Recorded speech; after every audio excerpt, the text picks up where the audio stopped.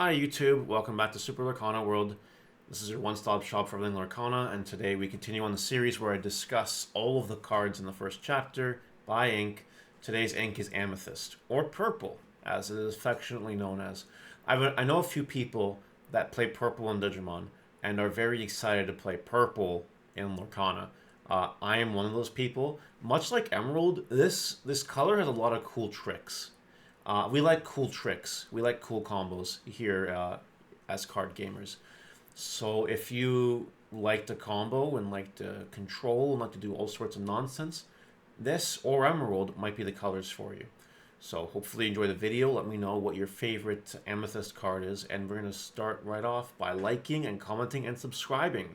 Please, so we can continue to grow our channel. That would be greatly appreciated. Elsa was the first card ever revealed. 3 for a 2/3 for 1. It can be used as ink, and the freeze ability, tap to exert chosen character. You gotta think about this as a removal card, right? You're going to exert something on the opponent's board that they don't want exerted, and hopefully you're going to challenge it or something and get rid of it. That's the whole point of this card.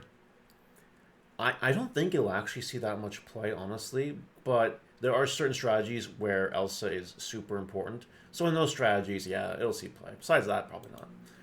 Olaf, the 1-cost 1/3 for 1 ally, the friendly snowman. It's kind of blah. I don't think it'll see that much play, honestly. We have 1 for a 1/1 quest for 1 Pascal. Can be used as ink if you want to. While you have another character in play, this character gains evasive. Evasive is good. On a cheap body, I don't know about that. I don't think it's actually that good of a card, but in our proxy meta, back when we only knew like the first 60 cards of the game, back when rules were announced, this card saw a lot of play in proxy meta, but now that we have all the cards in the set, I doubt it'll see that much play, honestly. Then we go to Magic Mirror. This card is really good. A lot of people don't agree with me on this, but I'm going to give you the whole Magic Mirror speech here. So, 2 to play, 4 to tap and draw. Some people think the 4 is a bit much. I think it's better in limited formats, for sure, like draft and whatever, but I think it'll see play in item-based strategies in Lorcana, or even just splash a copy or two into your Amethyst deck. Like, what's the worst that happens? This deck, this game it doesn't have an issue with drawing cards, but like there isn't a whole lot of accessible draw power, right? So something like Magic Mirror, until better cards come along, might actually be a staple in the first chapter. If you disagree, let me know in the comments. But I think the fact that you can just pay 4 every turn and draw a card, if you got nothing else going on, isn't a bad thing. The Wardrobe is a 3-cost that can be used for ink, a 3/4 for 1. It's a vanilla ally, it's okay, it's nothing too crazy. We have the White Rabbit's Pocket Watch. This is another good item card, by the way. So it costs 3 to play, can be used as ink. So, you exert, pay 1, chosen character gains Rush. Rush is good. Rush allows you to play your character and challenge a character that turn. It makes it so that your opponent's board isn't safe, right? If you have this card in the field, they always have to consider, like, darn, what if they just play a really massive creature with all the ink available and blow up what I'm questing with? Like something like Maurice. It's a possibility, right? So it's something, if this card exists on the board, your opponent has to think twice about what they're doing. And cards like that are good, because cards like this, people don't like realize this, but as a competitive player, I get it. Cards like this make your opponent misplay. They make the opponent think too much, potentially, or not think enough. And if they don't think about it enough, they could be punished. Think about it too much, they might make suboptimal plays. Cards like this are really good. I do enjoy this card. This card will see play for sure. We have Mickey Mouse, a 4 for 3, 4, quest for 2, can be used for ink. You can pay 1 less for each broom character. Okay, brooms are good. And whenever one of your broom characters is banished in a challenge, return that card to your hand. It allows your brooms to become offensive threats that return. And then, obviously, you play them again and get any on-plays, which we'll talk about in a second here. We have Yzma. 2 for a 2/2 for 1, can be used as ink. Whenever this character quests, look at the top card of your deck, put it either top or bottom. There's nothing wrong with a little bit of looking at the card on top. Back in proxy meta, when it was only 60 cards, cards saw a lot of play. But consider this card is just a peak card, I don't think it'll actually see that much play in the main game. We have Magic Broom. 2 for a 2/2 for 1 sweep. When you play this character, may shuffle a card from any discard into that player's deck. So in the last video, we were talking about the Emerald deck and cards that like recur action cards. Remember that? Well, this is a card that completely threatens that whole archetype because you can play the Magic Room and shuffle an option back. You can also shuffle your cards back to your deck if you want to, but you know, and you can recycle it, Mickey Mouse, and do it over and over and over again. You know, it's not a bad card. It really isn't, especially if it's recycled. Better in a Broom build around, but you know, it's fine. The card's actually kind of fine. Maleficent. I think this is the best 1-drop character card in the game. If you disagree, let me know. But the fact that it costs 1 and it can quest for 2 is crazy. Think about it. Let's say you have the God scenario and you open 3 of these. You go first. You play an ink, you play this. Turn 2, you play an ink, you play 2 more of these, and then you quest with the 1 existing, gain 2 lore. Let's say like turn 2 opponent's turn, they played something and they beat it up, that's fine. Well, you have your next turn and you're questing for 2 more. Imagine if they don't actually get rid of the first Maleficent, then you're questing for a lot. It's cool. It's a very good card. This card will see play, absolutely. We're going to Dr. Facilier. It's a 2-drop, which will matter later. It can be used as ink. It's a 0/4 for 1 lore that's Challenger. It's not a bad card. Will it see play in regular, like, non-Dr. Facilier type of decks or non-villain sorcerer decks? Probably not, but it will be a throw-in if you are playing those decks. Then we're going up here. We're going to Jafar. 4 for a 2/5 for 1, Challenger 3. This card is just an offensive threat. I'm not the biggest fan of this card, but I think it will see play. I think people will play this card just to do 5 damage and eliminate something. That's what I think. Then we have, Maleficent, another one. A 3 cost for a 2/2 for 1. When you play this character, draw a card. Great. This card's wonderful. It replaces itself. It draws a card. Its stats are a little bit on the lower end, but I think that is fine. Having body presence and draw power is great. This card will see play. I have no doubts. Then we have a song, Friends on the Other Side. Draw 2 cards. Now, back in the day, I made a video about this card, and people did not like my opinion on this, but I will emphasize this again for people. You can either pay 3, or you can tap a character and play it for free. And if you play it for free, this card is just Pot of Greed. And for those of you that do not know, Pot of Greed is a card that allows you to draw 2 cards from your deck. It is banned in Yu-Gi-Oh! For a reason. And this card is Pot of Greed. You will play this card. You will play 4 of this card. And you will like it.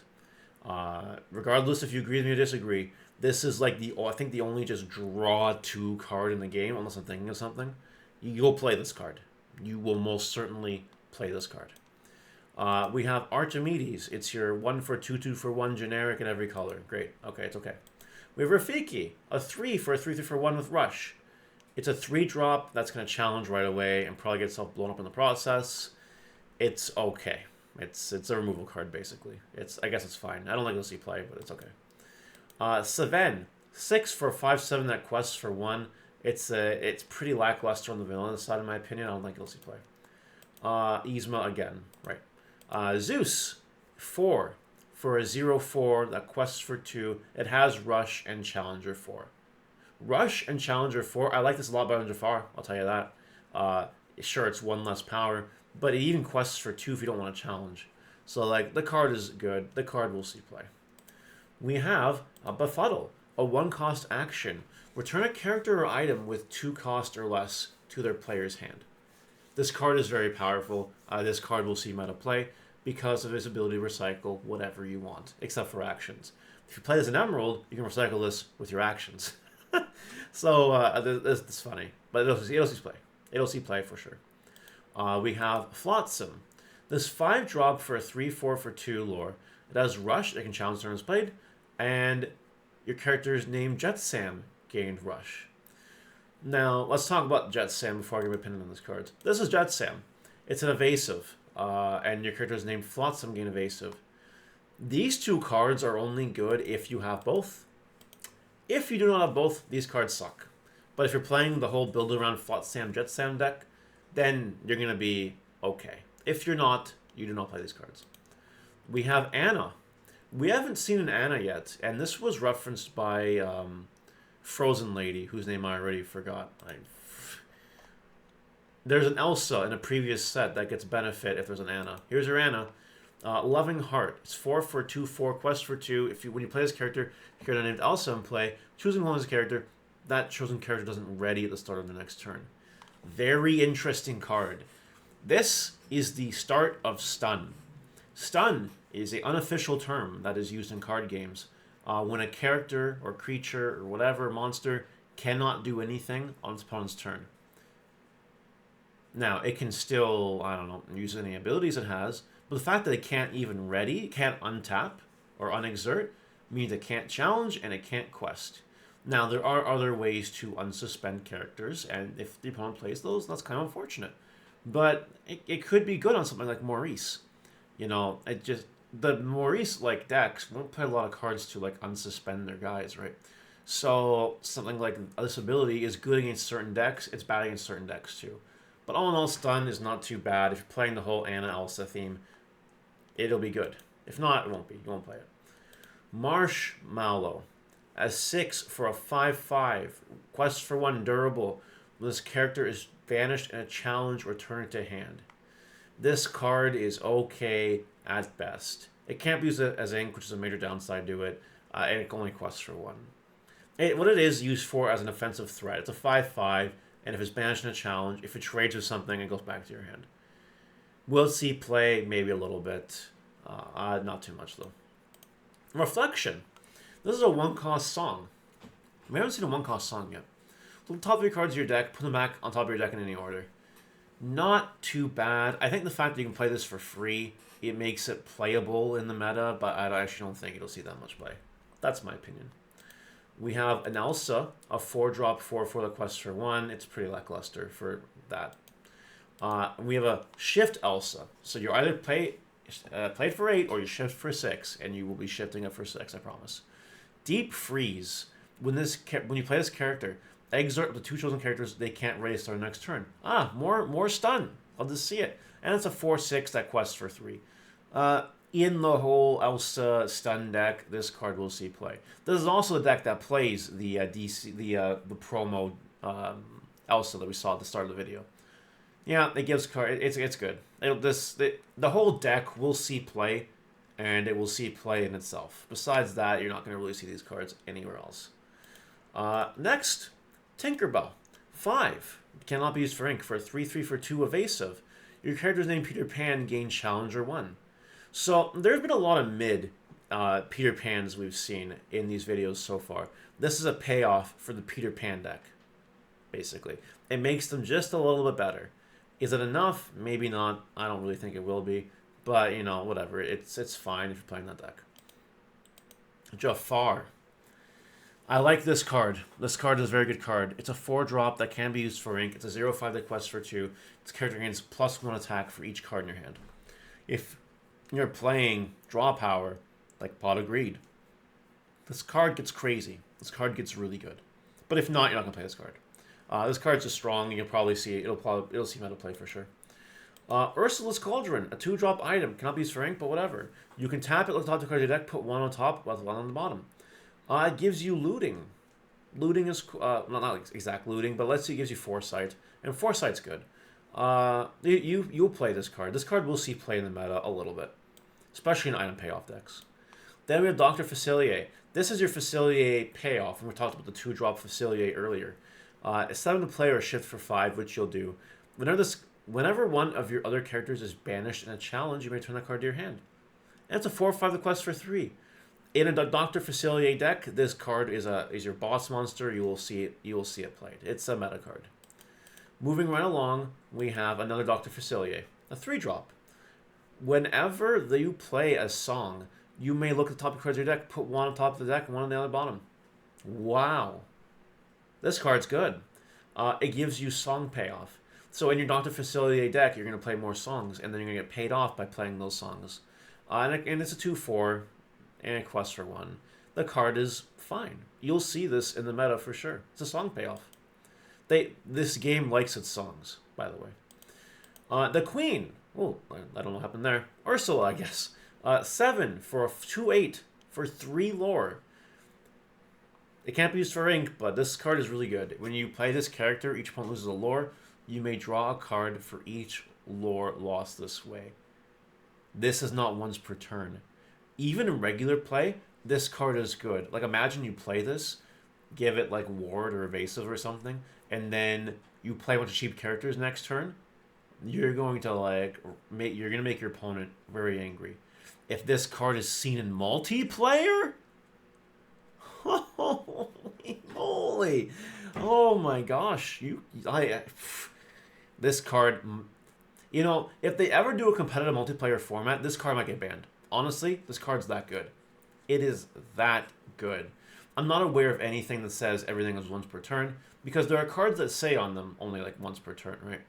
So, yeah, this card's pretty good. It's really, really, really, really, really good. We have the Queen here. 5 for a 4/5. It quests for 1, but it's not a big deal because it's a ability. You exert it, you draw a card. It's more draw power. I think this card will see a little bit of play in the game. The final card today is Freeze. It's a 2-cost action. Exert chosen opposing character. It will again, you need to think of this as a removal card. It's a removal card. You need to use it, and then you need to immediately get rid of whatever you're exerting via challenge. Alternatively, it also might see play in the freezing decks with the Elsas, but that's it. That'll do it for today's video. What is your favorite Amethyst card? Let me know in the comment section, and I will see you guys later. Bye!